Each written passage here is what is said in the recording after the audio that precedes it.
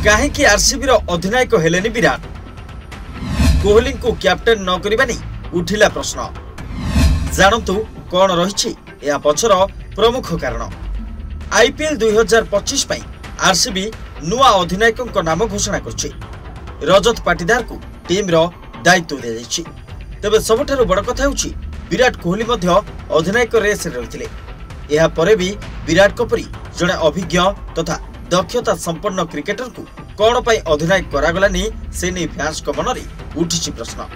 विराट को अधिनायक करा न जिबा पछर रही 5टी बड़ कारण। विराट आरसीबी अधिनायक न हेबार एक बड़ कारण होई पारे बयसगत समस्या।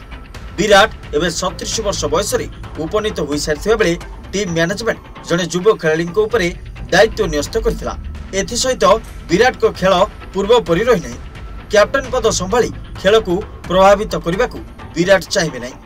रजत पाटीदार अधिनायक हेबार सबुठु बड़ कारण होउछंती विराट। निजे विराट ए रोल पाई इच्छुक नथिले। विराट को परे सबुठारु शानदार बैट्समैन भावे रजत को नाम सामना को आसिथिला। सेथिपई रजत को नाम रे मोहर बाजिथिला। रजत दीर्घ समय धरी प्रथम श्रेणी क्रिकेट खेलिबा सह मध्य प्रदेश रो अधिनायक रहिथिले। T20 फॉर्मेट रे तांकर नेतृत्व को सर्वदा प्रशंसा कर जाय।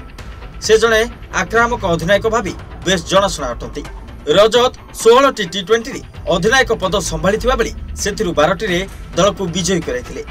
तांकर विजय हार 75% रहिछि। आरसीबी केवल गोटिए सीजन पई नुहे आगामी 3 रु 4 सीजन पई अधिनायक चयन करबा को चाहतला।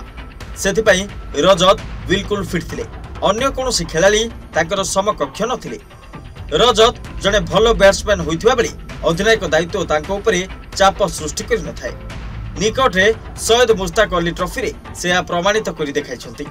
मध्य प्रदेश रे खेलाड़ी 186 स्ट्राइक रेट रे 428 रन संग्रह करिथिबा बेले सेथिरे 5टी अर्धशतक शामिल रहिछि। Report deadline Odisha.